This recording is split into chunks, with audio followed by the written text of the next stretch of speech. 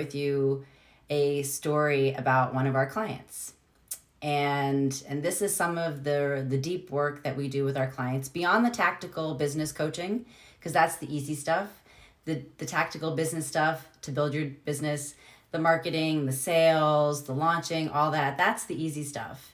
It is the hard work in terms of getting over limiting beliefs and all of that, and any blocks that you're having. That's the hard stuff. So I wanted to share this story with you about this particular client because she did a lot of personal development work with us when she worked one-on-one with us.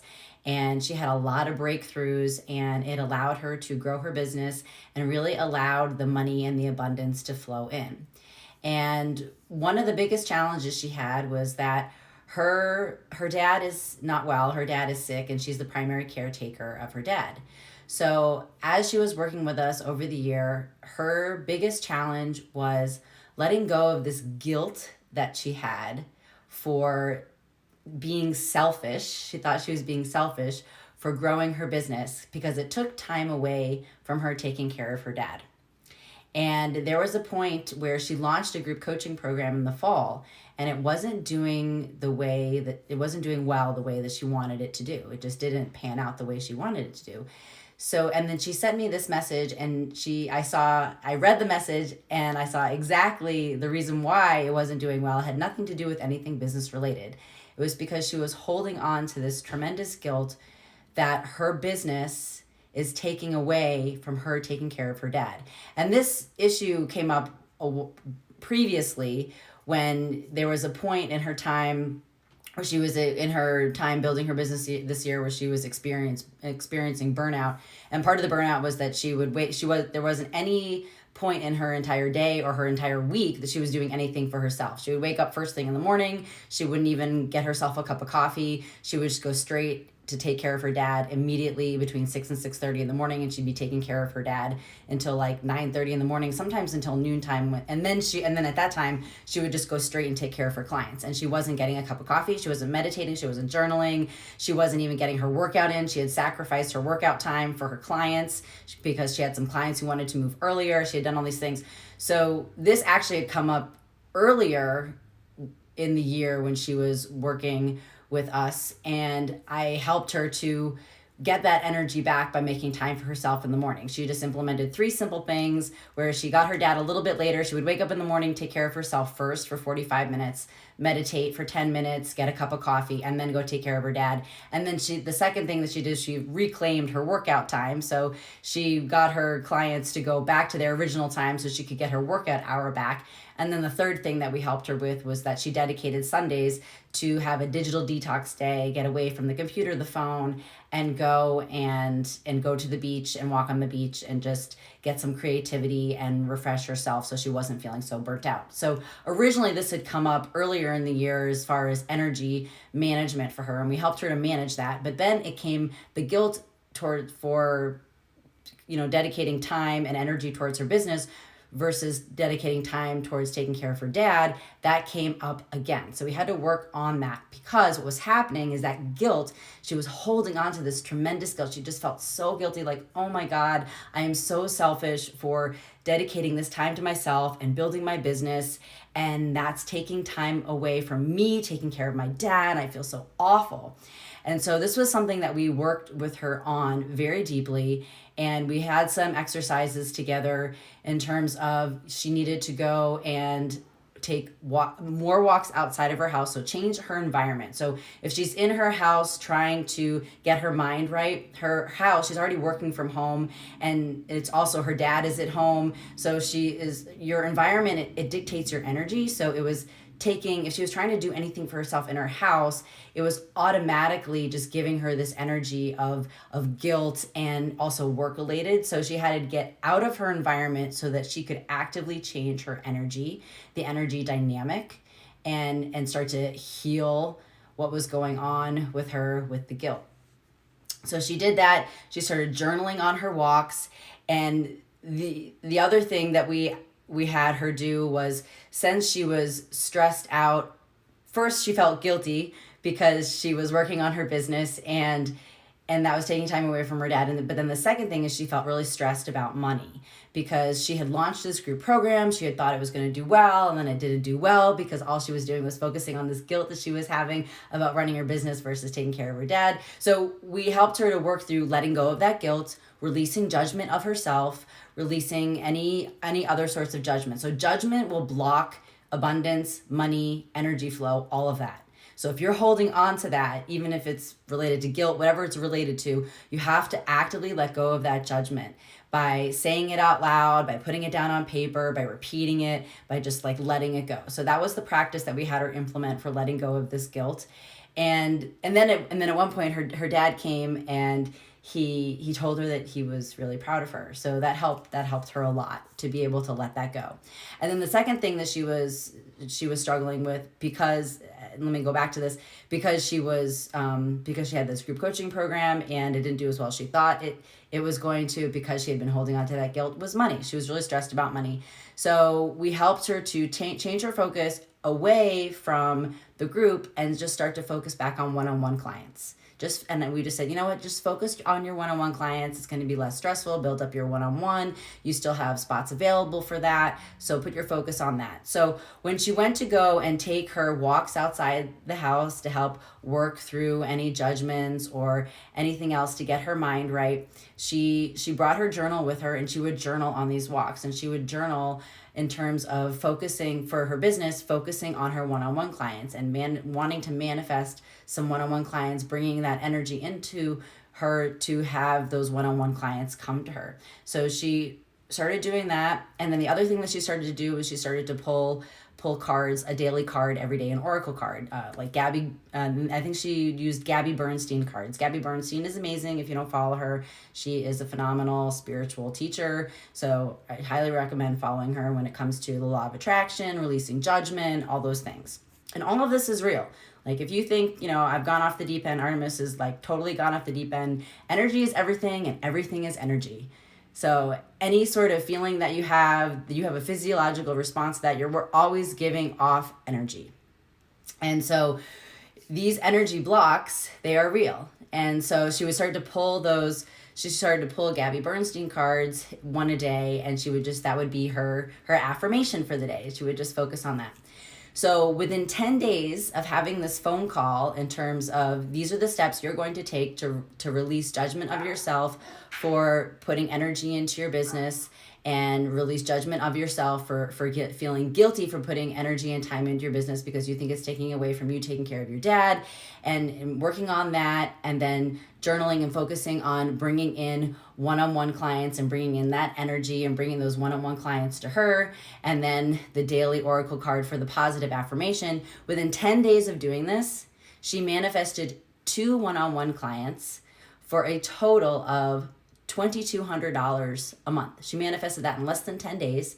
And then she also discovered that she also had from an old job way back, her old boss from a job a long time ago reached out to her and said, hey, I have this 401k of yours that's just sitting here with money in it.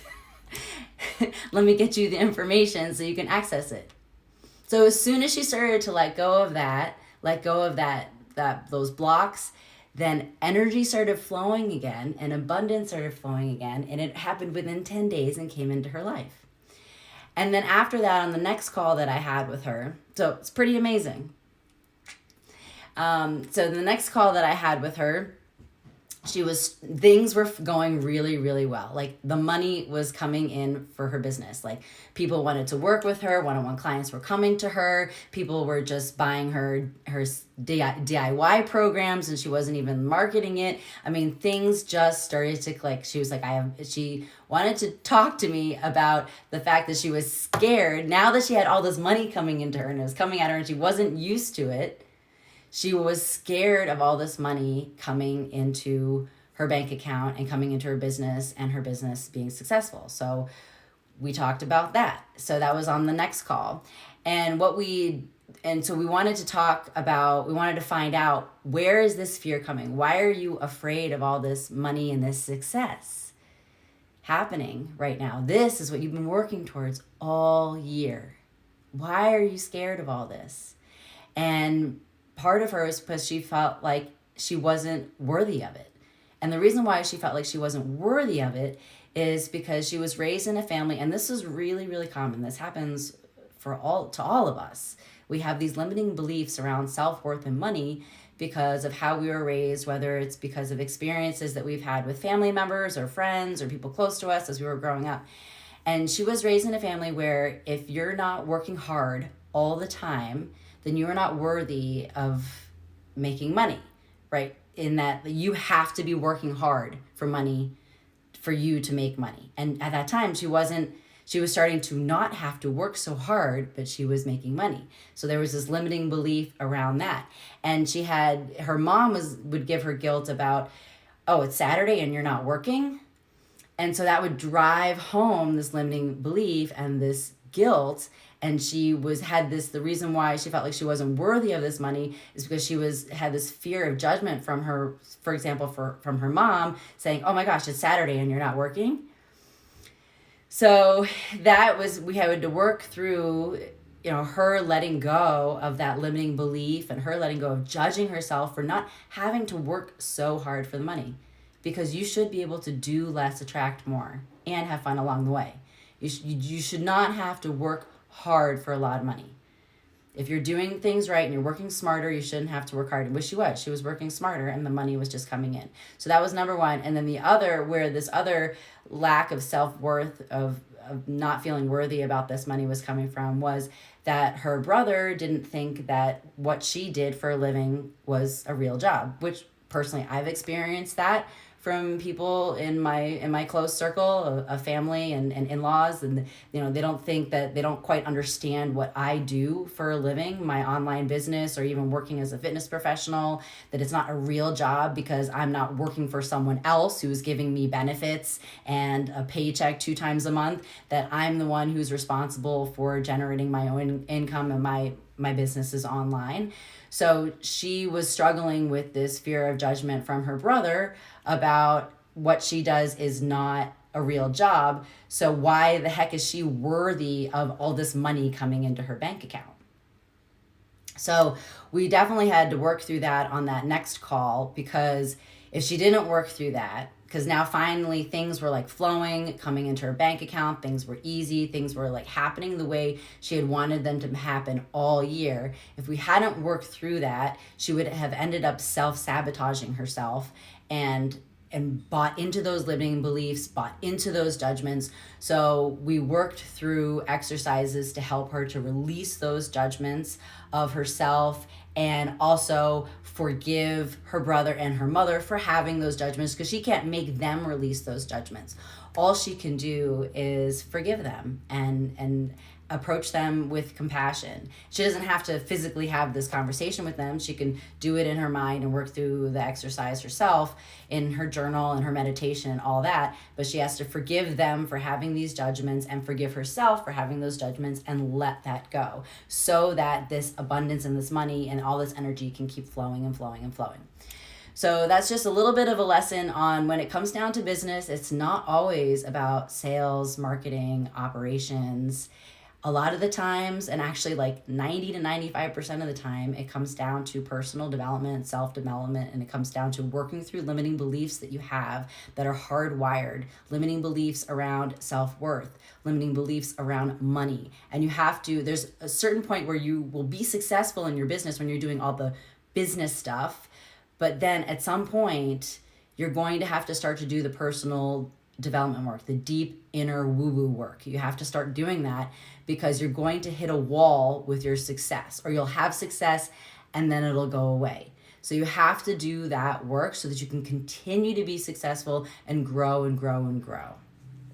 And that's a lot of the work that my husband Eric and I do with our one-on-one business coaching clients. And we also do this with our group coaching clients as well. We work with them on limiting beliefs around money, self-worth, all of that.